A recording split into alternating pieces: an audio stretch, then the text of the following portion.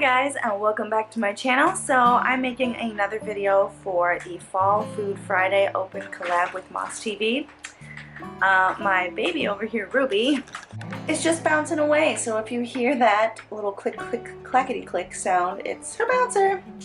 But for today's Fall Food Friday recipe, I'm going to be making a chicken and dumplings recipe. I have not tried this before, but my husband recently had it at a restaurant a few weeks ago, and he actually asked me to make something, which I don't know about you, but my husband is very slow to request something for dinner. So today is actually a rainy day. It's like a rainy 82 degrees outside, which is disgusting, but it's raining. It feels like good warm soup weather being inside with air conditioning.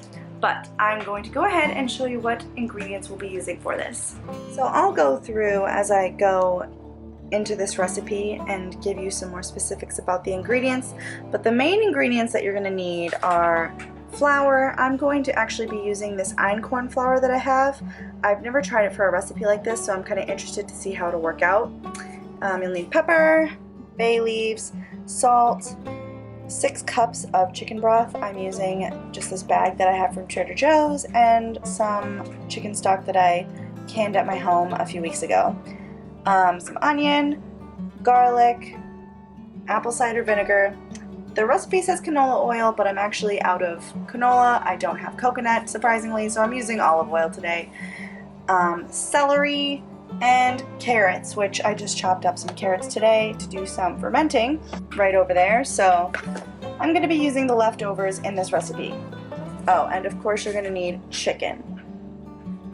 It says about 3 pounds. I'm going to be using about 1.5 pounds. So right now I'm heating up my Dutch oven with some olive oil inside of it, and I'm starting to coat the chicken with flour, salt, and pepper. Now this isn't actually chicken and it's not raw. I had some frozen turkey in the freezer, so I just cut it up, and I'm gonna bread it and kind of just cook it in the oil still to get lightly brown texture on the outside, but I'm not too concerned about it being cooked through because it's already cooked. So I had to switch over to voiceover because my husband got home and everything got crazy. But moving on with this recipe, I put the turkey into the Dutch oven, and you're just supposed to brown it. And then after browning it, I went ahead and took out the chicken, put it in a separate bowl. Keep calling it chicken, it's turkey, but I put it in a separate bowl, and then I put in the onion, carrot, and celery. For a lot of these things, I didn't actually measure. I kind of used the recipe as a suggestion, so I will put the recipe down below, but I really just kind of did what I wanted.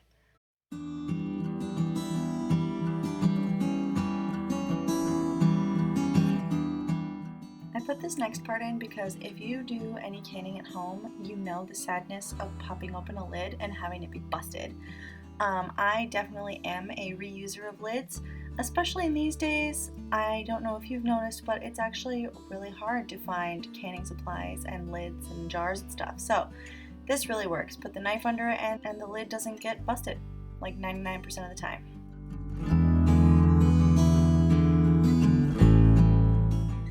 This recipe did include sugar. I'm not using sugar as much as possible, so I actually just used a packet of this instead of a couple tablespoons of sugar. After a few minutes, the vegetables cooked down a little bit and the onions started getting a little bit more translucent. So the recipe then said to go ahead and add your garlic. I, once again, didn't really measure, but I put a lot of garlic because garlic is delicious. But you put in the garlic and then you saute that for about a minute.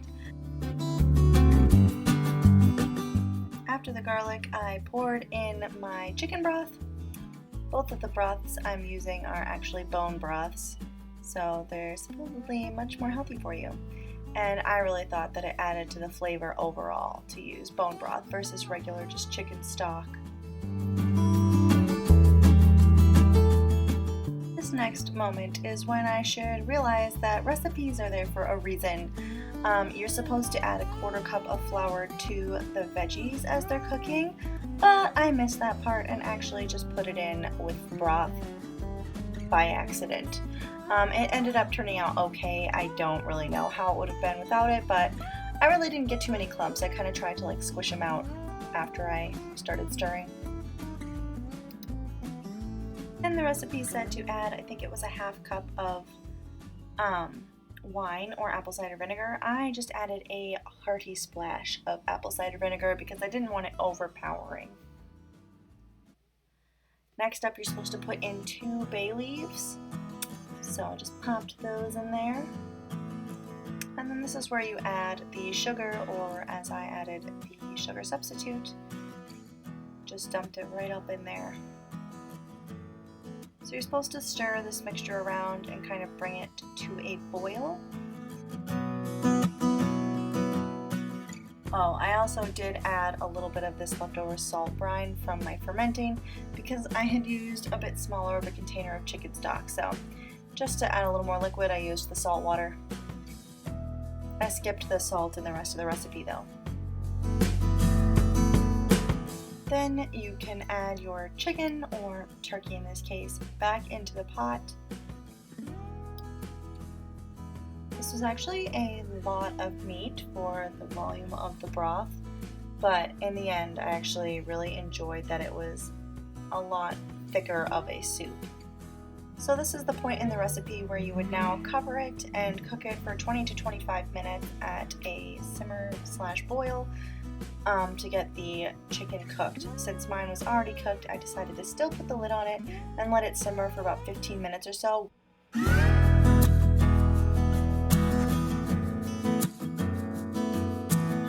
So for the dumpling dough, I once again used einkorn flour. You also need baking powder, some salt, and it says use 2% milk, but I just used almond milk.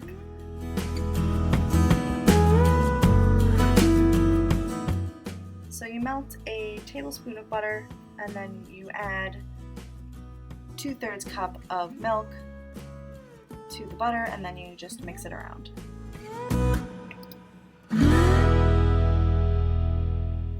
Into the flour, I just added about 3/4 teaspoon of salt. Really, I just kind of sprinkled some in there. Then you're also supposed to add 2 teaspoons of baking powder. Then you're supposed to whisk around the dry ingredients and then slowly pour in the wet ingredients to combine. So this is what the dough looked like. I think in the end it did cook up a little bit dense, but I also think that I mixed it a little too much. Apparently you're supposed to mix it just until all the flour is incorporated. I then decided to add some rosemary that I had dried last year, and yep, I'm going to use my mortar and pestle to grind it up, which was pretty fun. So once again, here's the dough, and I'm just going to go ahead and rip it off into little sections and put it into the soup. First though, you got to take out these bay leaves because nobody wants to eat some leaves while you're trying to eat soup. So this kind of did make a mess in my pot. It started just bubbling over a little bit. But after I dropped in the dough, you are supposed to cover your Dutch oven and let the dumplings cook for 15 to 18 minutes. And a good way to check them is to stick a skewer through, and if it's clean, then the biscuits are done. You don't want to cook them too long because otherwise the biscuits will start falling apart. So I let them cook a couple more minutes, and in the end they turned out really great. You'll see in a second I did not have cream to add to this recipe, so I used, and it ended up being fine. But anyways, thank you for watching this Fall Food Friday video, and I hope you guys will come back next week. See you next time. Bye.